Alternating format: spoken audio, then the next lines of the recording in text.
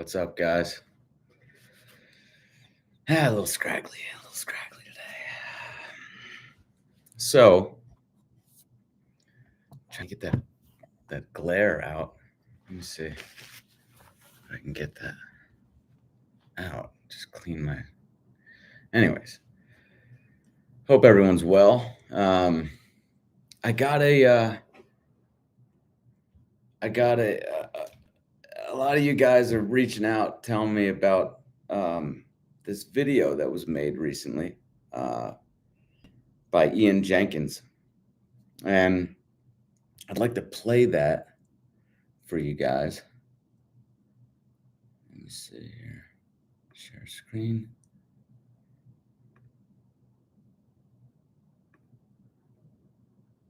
Just a minute.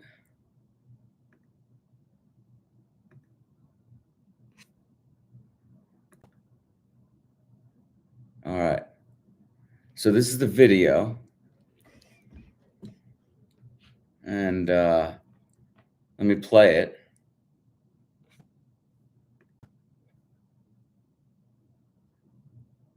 Let me play it for you guys. I mean, should I talk about it a little bit first before I play it? First of all, I want to say, appreciate you guys reaching out and letting me know. Honestly, I would never find out if you guys didn't do that. And what's happening in this video is Ian is basically talking about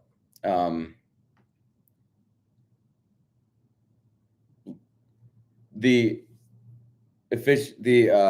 efficacy of more lead side.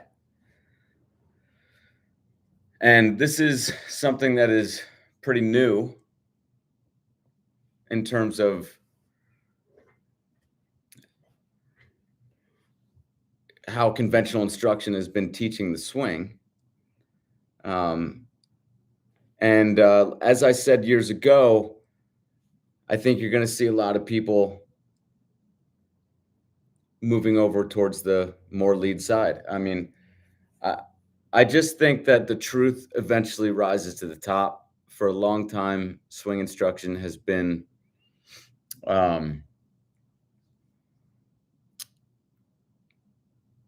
due to the resistance of new ideas, all coming from the top down. It's all Major League Baseball's fault, if you will, because they're really the leaders. People look to those coaches and what they say to validate things. Well, the problem has been Major League Baseball has been interested in, I should say, not interested in any sort of new ideas in that area. And what happens, I mean, that's kind of a rabbit hole to go down too. But basically, if they're just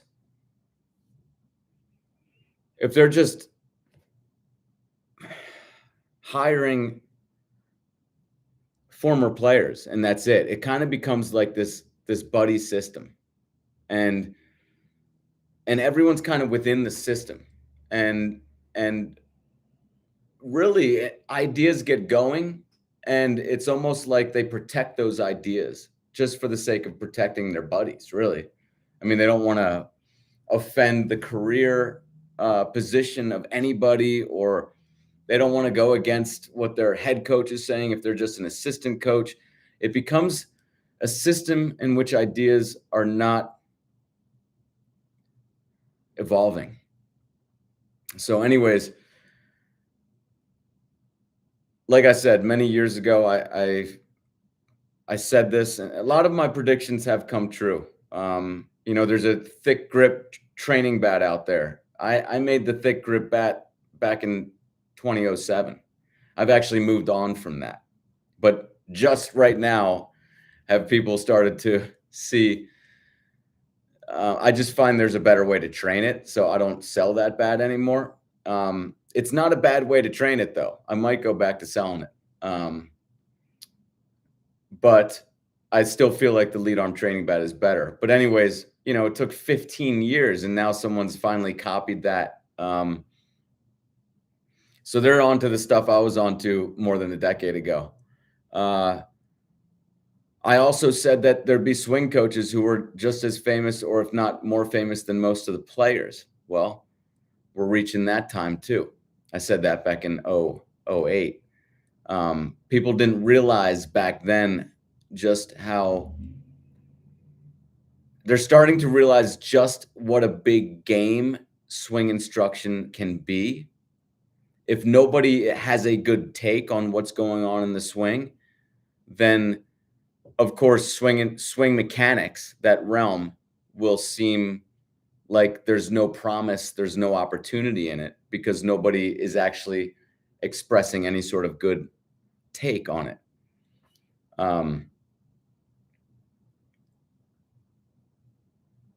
So I guess what I said a few years ago was, you're going to start seeing these guys change their tune, because what we've landed on now is we're starting to actually make headway in swing instruction. The trivializing of it, the undervaluing of it that has been going on, that I witnessed and I saw as a problem back in the early 2000s, late 90s. It's finally coming to a head. The bubble is about to burst. And the truth is starting to come out, and we're actually starting to teach methods that will not just augment the careers of people, but completely turn around the careers. We're not talking about 6'8", 280 guys. That's not proof that your method works. I'm sorry.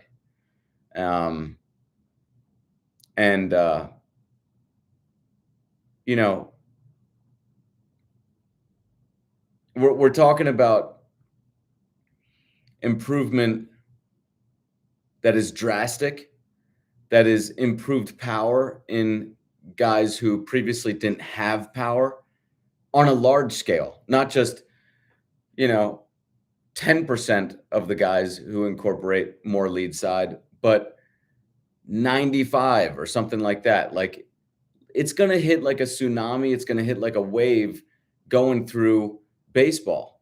And people have kind of been red herringed by Richard Skank's approach. Like, they're so ready for this, even though they don't know it, that they're kind of they're kind of early jumping on it. Like, this guy's got the answer.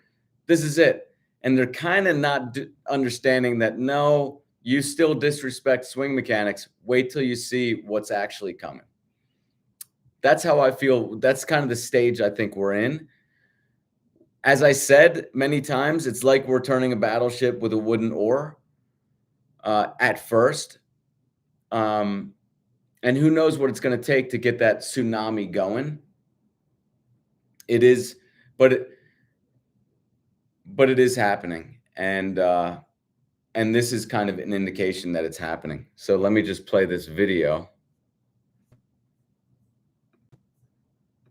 Learn to turn with this drill. Create power without sacrificing adjustability. Now pay attention to my front shoulder. It's going to stay closed as my backside works against it, naturally turning the barrel into the zone instead of my front shoulder opening and me dragging the barrel into the zone.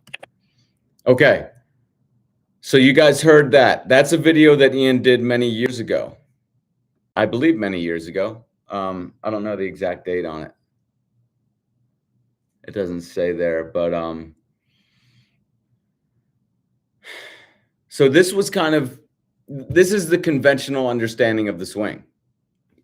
And really all it is, you're talking about not rotating your shoulders. It's the typical Bregman, headlights facing the plate. This is kind of the swing I'm completely against. And this is really the swing that is in most circles out there in baseball is the one that's instructed. It's almost assumed. If you were to walk into any college, random college in wherever USA, you're going to probably get the coaches. It's not even discussed. I mean, you would find it's not even discussed. This is just the approach that's taken. This is what we do. In fact, I recently walked into a hitting facility, and the guy, this is what happens every time, pretty much. If you try it, if you don't believe me, go into your local hitting facility if you haven't already.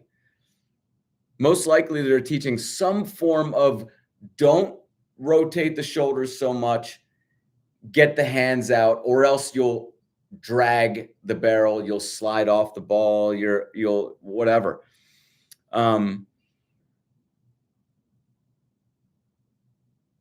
It's funny, sometimes people actually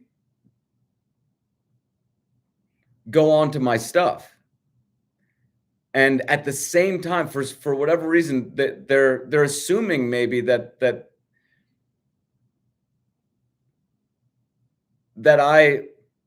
I don't know, they try to incorporate this sort of don't rotate the shoulders with my approach. And it's like, kind of touches on something else that I see as a problem, is that whether it's players taking on my approach or even someone like Ian Jenkins out there who's teaching the swing, taking on my approach, they seem to not be able to let go of so many of the things of the past that they've been taught. And they're almost treating my way as any other way, which would be, let's once again incorporate this thing into my stack of things that I've worked on the swing, right? You get what I'm saying there? Because they're so used to, that's what they do. Like, they'll go to a convention, hear a guy talk, they'll grab some stuff and stick it on. Now they're building this understanding of the swing, just keeps building. It doesn't work with my stuff. It doesn't work. My stuff can't live in the same environment that everything else has lived in. It negates everything else that instruction has ever said. I mean, just take the instruction of the hips. I never instruct the hips. Instructing the hips is a huge mistake. It's going to lead to clunky movements, robotic movements. Anyways, my point is,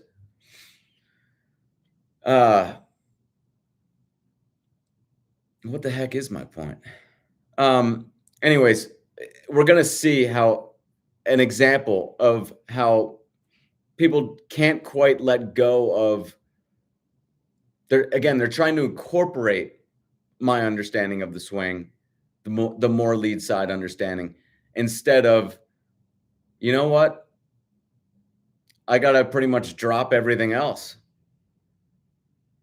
I don't know what that is. Why people are so, except maybe it's just that they've spent so much time on all this stuff that to drop it would just be too much. It would just be too much to handle. What's up, Patrick? Anyways, how do we have people dropping off? Like, if you're into baseball, is this not interesting stuff?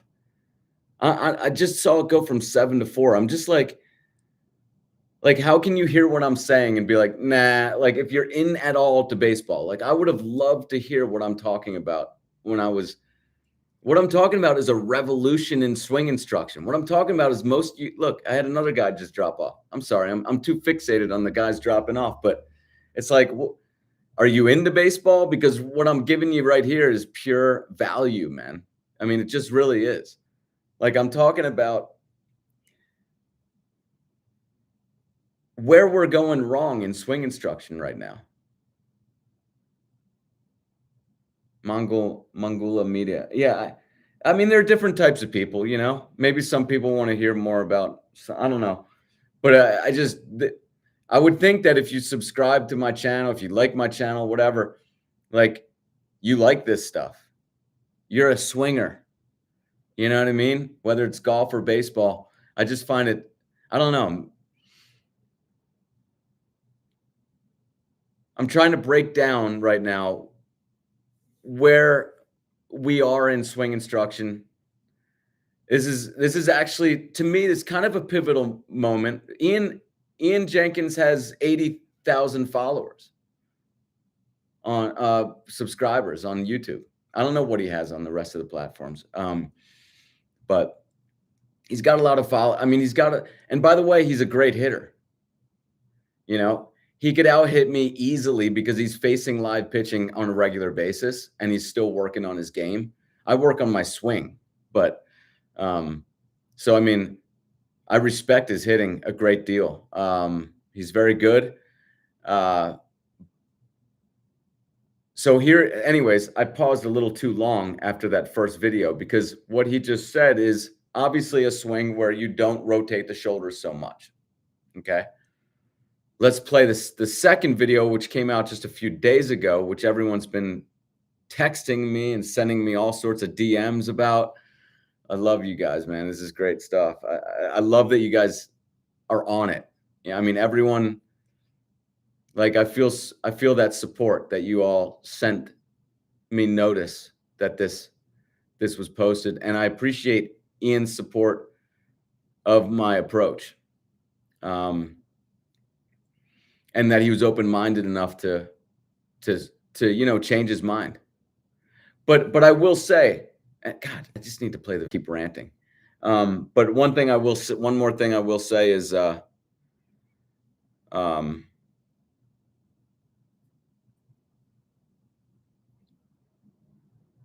he hasn't really said that he's changed his mind. But make no mistake about it, when you're talking more lead side, this swing that he just described in this video that I just played can't live in more lead side. But let's just hear what he has to say.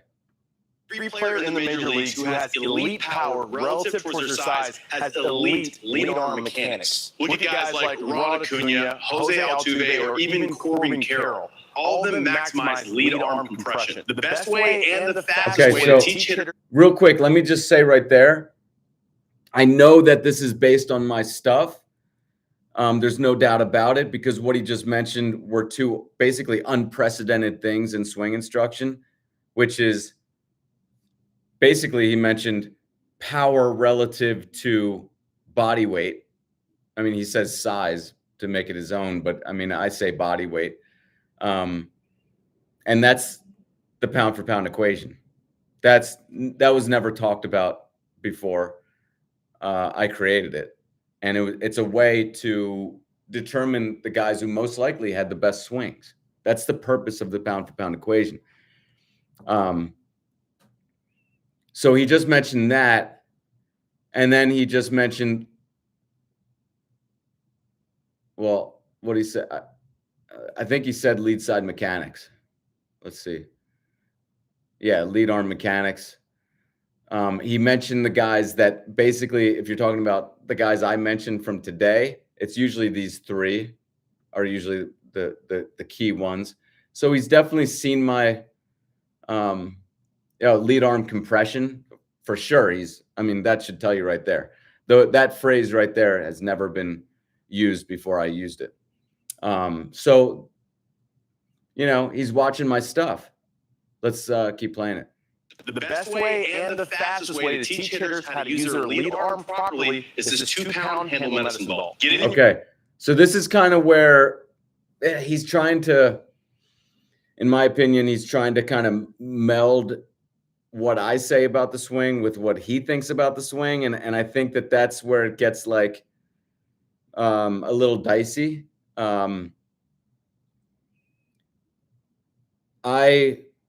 I think a lot of what I say gets misinterpreted. There's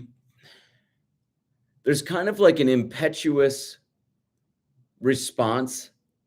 I don't know how to say it, but it's like this feeling I have out there in swing instruction, how they're just so, it feels like an impatience. That's what it's not the right word. But their way of working on stuff or even analyzing data, like this whole thing where we're measuring exit velocity, everyone kind of feels like, oh, then we should just be, God, how do I say this? Of course we want to improve exit velocity, but there's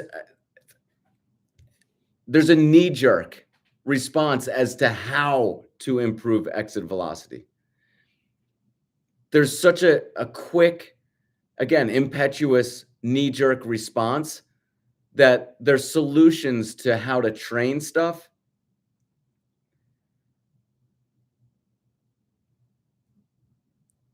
Is, how do I say it? It's predictable and I hate to say it, I mean, kind of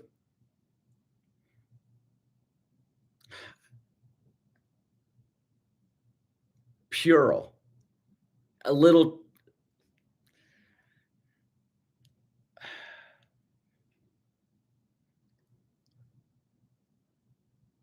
like asking for too much on the first date. That's, I don't know how to explain it. I mean, that's like the best. They have these solutions that are just, well, his solution, I just think, I just disagree with it.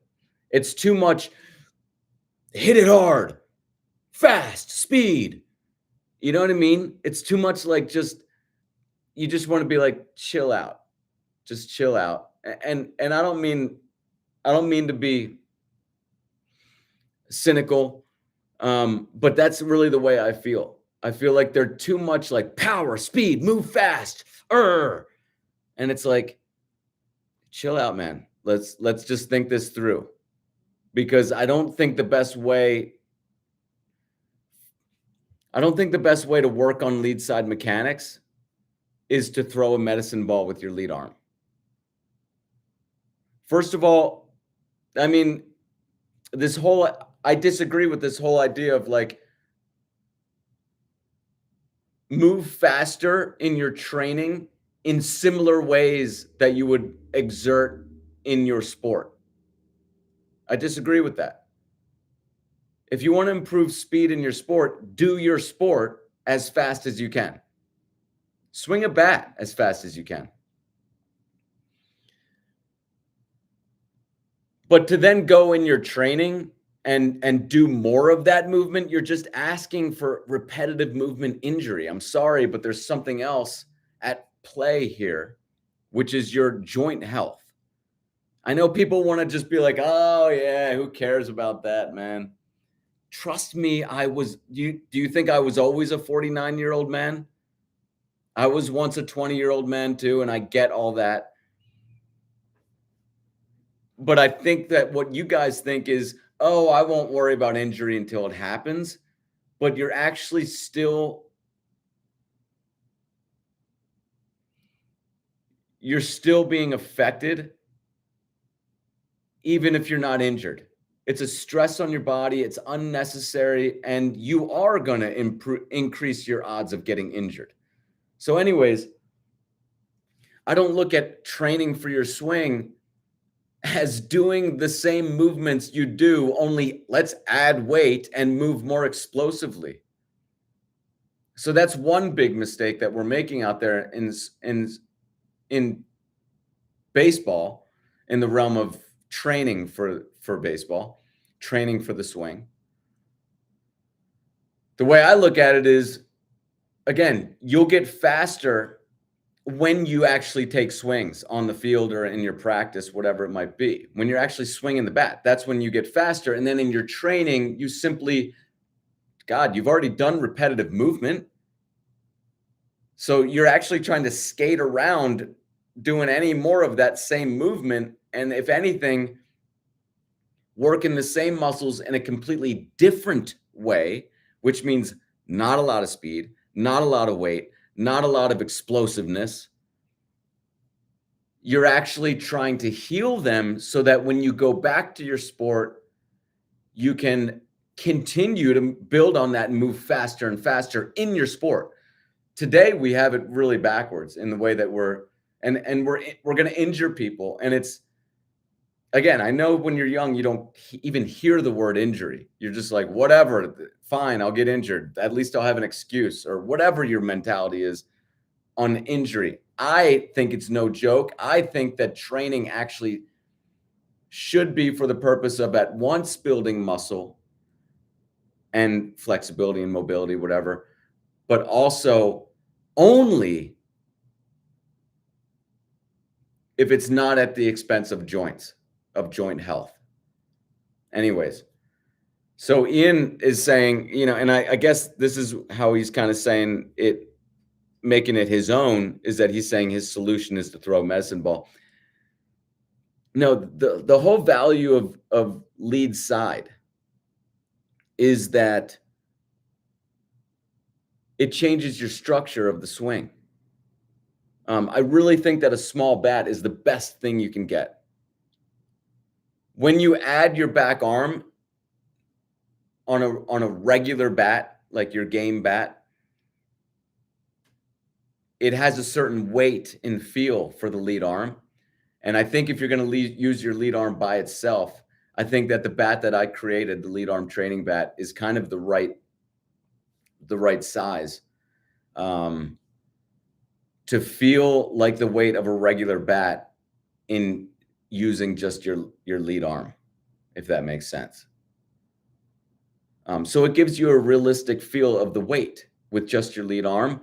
But since you're using just your lead arm, obviously your body is more prone to go into more lead side pull. I mean, obviously, you've taken your back arm completely off. So I think that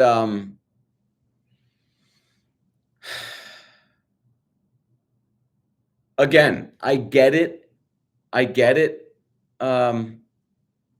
Lee. Forgot. Yeah. I get where you're coming from, like kind of a knee-jerk reaction if somebody were to tell me that would be, oh, well, then let's just throw really heavy things with your lead arm. I don't think that's the way to do it. I do recommend a regular size bat to do the lead arm progression in the beginning for some people, because some people are continuing to fire the lead arm out with a smaller bat, and it gets harder and harder to do the heavier the bat is. And it kind of helps people figure out the body movement that they're going to need to move this object.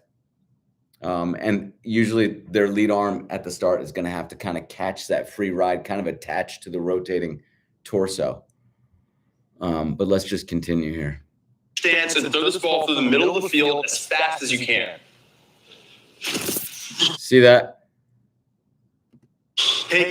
I mean, see how it's just so, this is kind of where I disagree with today's swing style.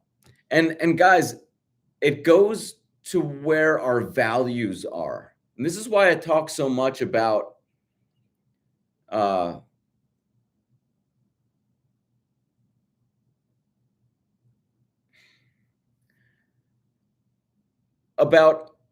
how, even though people think that major leaguers are way too focused on power these days, it's funny enough, in swing instruction, we're still very much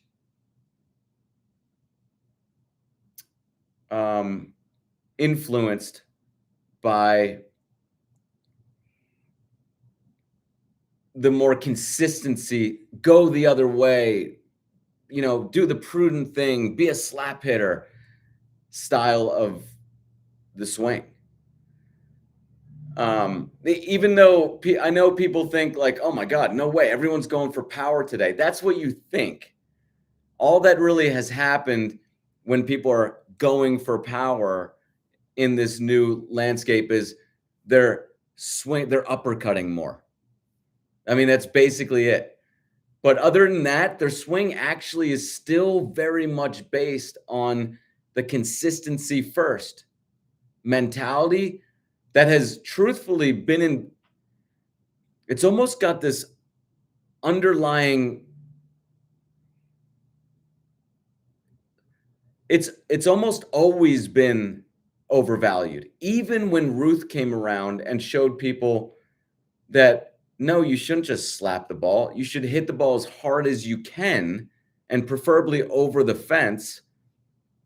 And you can do that. You can have a lot of power and you can have a lot of consistency. And people were like, wait a second. Wait, we can't complain about what this guy's doing because he's not just all power. He's leading the league in batting average for 1 year, but still led the league in batting average, had a 342 lifetime batting average. So nobody could complain. And all these slap hitting guys were just kind of, I mean, you couldn't argue with it. But once the 80s rolled around, 70s and 80s, all of a sudden we got a little slap hitting crazy again. It's always there under the surface trying to bubble up this love of the slap hitter. I mean, you see it in every sport. It's like the instructors gravitate to consistency over power instead of saying, hold on a second, how about we teach both of those? Let's have our cake and eat it too. The very best had power and consistency. Why would we gravitate towards just consistency and shun the power? And that's the question Ted Williams had in the 80s with Boggs and Mattingly and all these guys, Tony Gwynn, Rod Carew. He was trying to tell them, guys, yeah, you're having a lot of consistency, but where's the power? You know, you got to have both to be considered among the best. Anyways, I see a lot of this in Ian's swing because of how stiff he is. This has been taught, keep your head still, and you can see his head's moving, but he's kind of keeping it's very stiff. He's staying back a lot, right? Now you could say he's swinging a medicine ball with his lead arm. He's not swinging a bat, but I've seen his swing, and I'm telling you, it's too tight.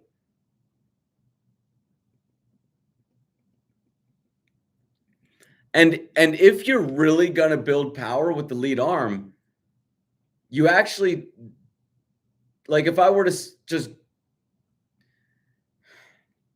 give Lee like a year to really try to swing that thing as hard as he can with his lead arm, I don't think he would be so still. I think the true motion he would use would be one where he would kind of, like a Frisbee, gather, kind of squat down, and then fast move would be kind of forward as his body kind of moved forward a little bit more. It would just be a different movement. But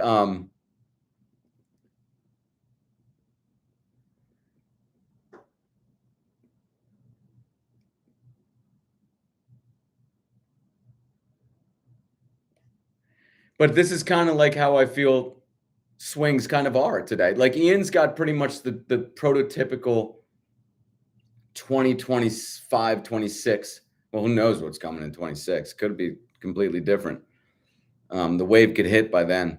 But it's the typical 2025 swing. To me, it's too tight, guys. To me, like, there's not enough fluidity. There's too much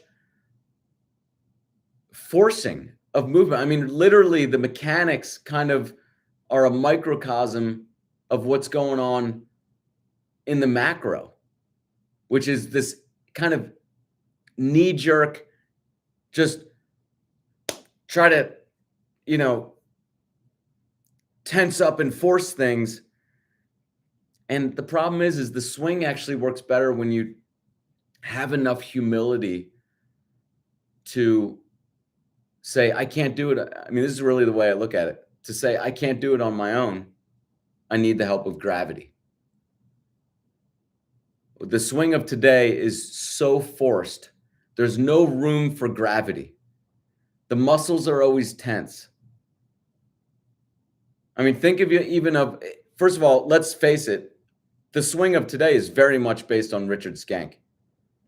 I mean, it's funny, I'm the only one who really seems to be willing to say that.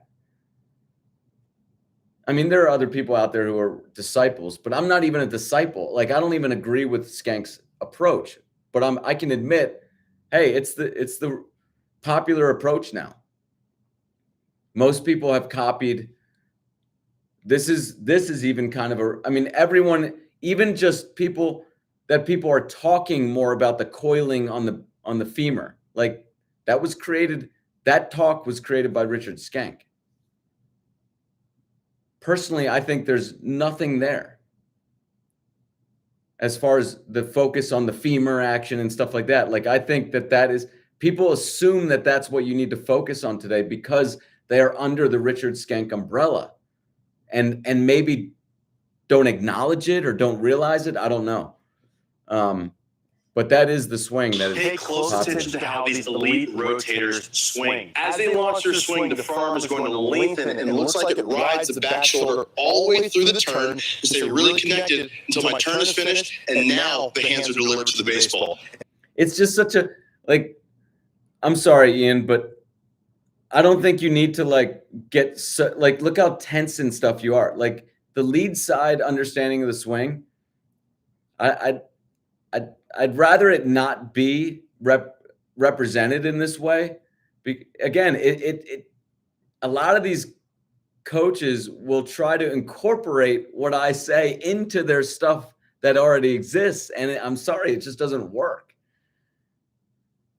It just doesn't fit. Like, the great thing about more lead side is it's intuitive. Like, I don't know what he's talking about here. Like, the shoulders just stop, and the hands can, like, you don't have to even think about all that stuff. That's the beauty of more lead side. That's kind of the mistake that's being made here right off the bat in general, is that it's just not being understood. I mean, the beauty of it is that you don't have to get so,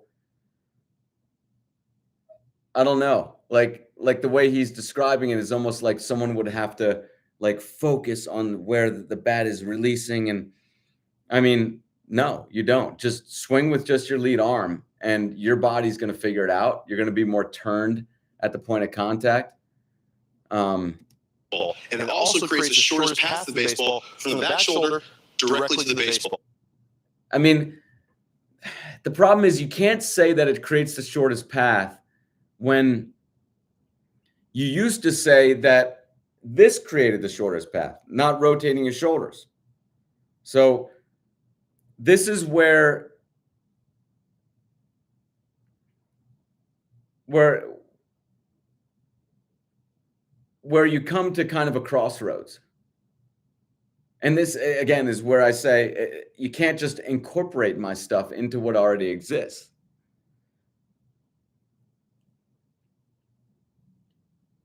What he's saying now is the shortest path. This is actually what I've been saying, is the shortest path is a movement where your shoulders are well rotated open. Like, why have people assumed that going from here to contact would take longer than from here to here? And here, by the way, because the bat hasn't, just because you push the bat out, no. So, like, why is this versus this considered, why is one considered longer than the other? I've always said, no, you're turning into contact. You're not even releasing the arms. The barrel is flipping out because you haven't pushed the hands outward to delay the barrel. So you're getting there fast. So this is where Ian has to decide. Does he favor the Bregman flashlights or headlights pointing forward the whole time? Or does he favor rotating in more lead side mechanics? And I think the answer is clear, that he's switched.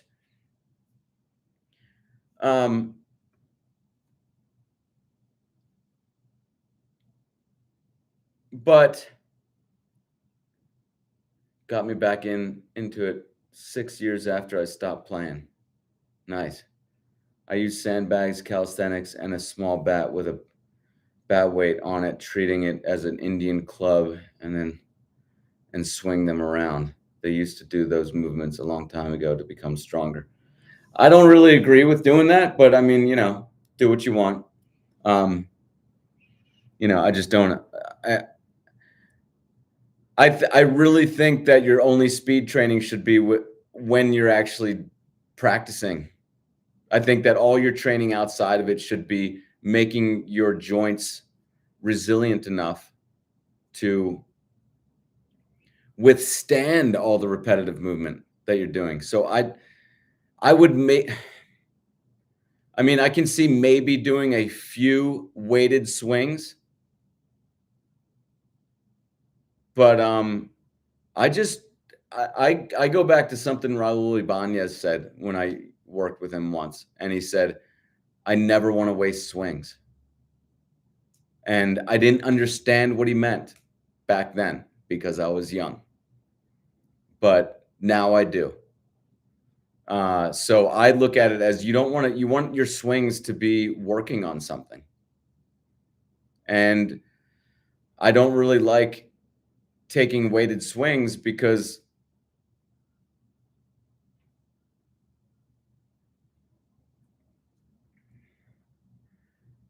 they're pretty damaging on the joints. And I think that you build, but I guess I could see taking a few, you know, and then just stopping, maybe doing that. I mean, literally don't do a lot because you've already done a lot of swings. So I wouldn't do a lot.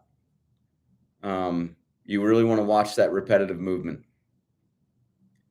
And I just personally would never move fast in my training. You're moving fast in baseball, which is great. It's making you better at baseball. Save that for baseball. Don't burn yourself out because you're doing movements that replicate all the moves you do in baseball in your training. Now you're just doing repetitive movement and you're risking a lot of injury. And this is clearly not something people understand. Because I continue to see all these simulated baseball movements in training, or I see Olympic lifts, which is even worse for the joints. Again, people are just, who cares about tomorrow? Let's just really, it's the easier way.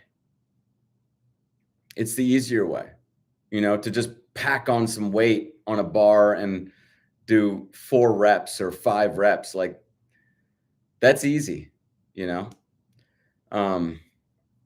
Anyways, let's continue playing it. I don't know if there's much left. You're try relaxing your traps and your shoulders. This way, all the energy from the ground can transfer all the way up the chain because your front arm is not disconnecting from your torso too early. One of the best things you can do with this ball is... Yeah, I mean, that's where, again, he has to make a decision here because his whole teaching of like keeping the front shoulder closed, now he's advocating, not having the lead arm leave. If you keep your shoulders stationary for the most part, or try to, obviously you're going to have to go forward and away with that lead arm. Now he's saying we don't want the lead arm to go forward and away from the rotating torso. So again, I mean, this is, I may be beating a dead horse here, but this is where I have to say, like,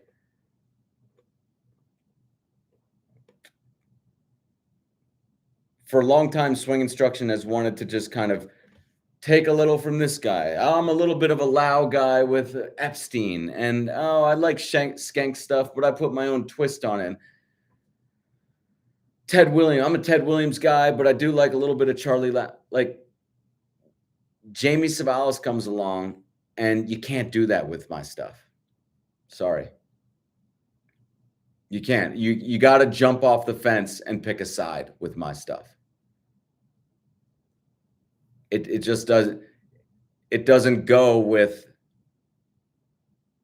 It goes really. It's not even in the same. Like I don't even see it like in the same ballpark.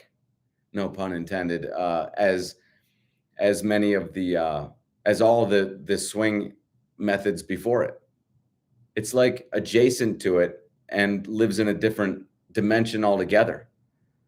That's really the way I look at it. And people don't often understand that, I guess. And I see a lot of these swing coaches trying to kind of just incorporate my stuff, and it looks a little clunky, because they're unwilling to completely change, which I understand. Look, I didn't want to teach when I was trying to understand the swing, and that was for like 20 years. I taught a little bit because I was getting so much requests to teach, and it'd be stupid not to. And I wanted to teach. I wanted to, I felt ready to teach. But then I backed away from it. This was after I worked with some major league guys, but then I backed away from it and I try not to teach when I'm still trying to understand the swing, because I don't want to have to. I know I'm completely rebuilding my understanding of the swing every week, and I don't want to have to if I discover something completely different, I just don't want to have to answer to people while I'm trying to understand the swing. So that's why I didn't teach. Now I'm at a place where I'm pretty okay with how I understand the swing, and I'm ready to teach it, and that's what I'm doing. But I know I'm not going to change my understanding. If anything, it's only going to kind of build on the lead side understanding. It's always going to be more lead side. Like, that's how I see it. Anyways, see if there's anything else. Your speeds. In my online program, the Freak Athlete Protocol, we've learned that players who can throw this ball 40 miles per hour or faster means they can hit the ball 100 miles per hour or faster. Well, that's just saying stronger people can hit the ball harder. I mean, that doesn't really mean that just because you can throw this thing. I would recommend not throwing something heavy. Again, I think you're asking for repetitive movement injury. It's not necessary. You want to conserve the use of those muscles for your swings in a game. This is the thing. People think that all this lifting is just hey, it's just supplemental. How can it possibly hurt? Well, it does hurt. It does hurt because you're using energy and you're using joint health for something that's not your craft. Someone who's doing better in their training is only damaging their joints for their actual sport. And then when they're out of their sport in training, they're basically building up the strength of their joints to be able to withstand more and more in their training and in their games. So I don't recommend going about more lead side by throwing a medicine ball like this. Do the lead arm progression. Get a small bat. If you don't have one, I designed one that is meant to be perfect for it. For the lead arm progression. But the lead arm progression is really the gem that I've been delivered to relay to all of you guys.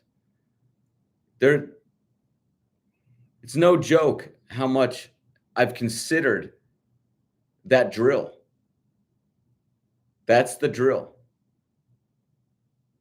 That's the drill to the whole lead side training. The lead arm progression, what it does is it restructures your swing.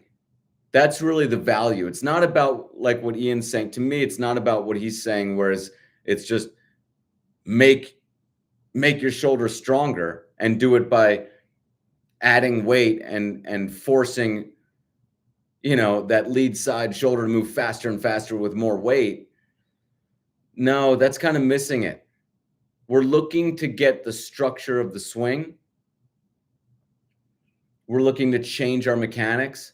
Yes, of course, we're transferring energy output from one side of the body, which is more back arm dominant, to another side, which is the more lead side pull. So we're not expending any more energy than before. We're just transferring energy, some of the energy exerted in one area of the body to a different area of the body. So we're decreasing the amount of back arm exertion while we increase the amount of lead side pull.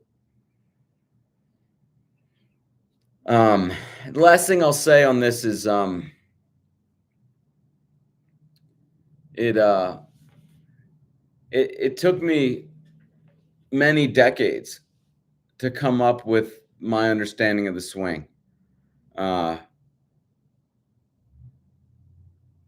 This isn't about me.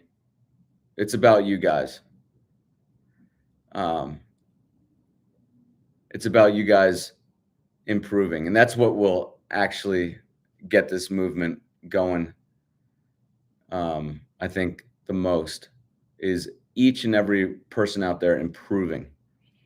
But I do think Ian probably should have mentioned my name. Throw a dog a bone a little bit. It's taken me 3 decades to come up with this understanding of the swing. It's been a lot of work.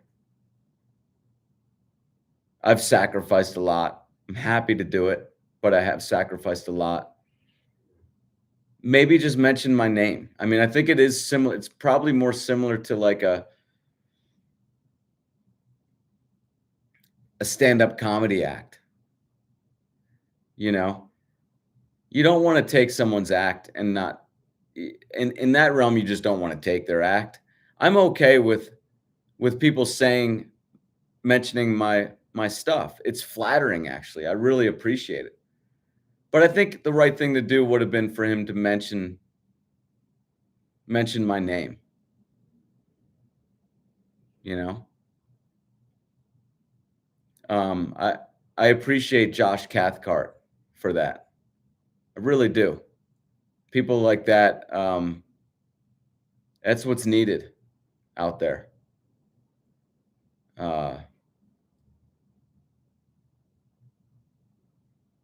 Anyways, thank you guys for watching.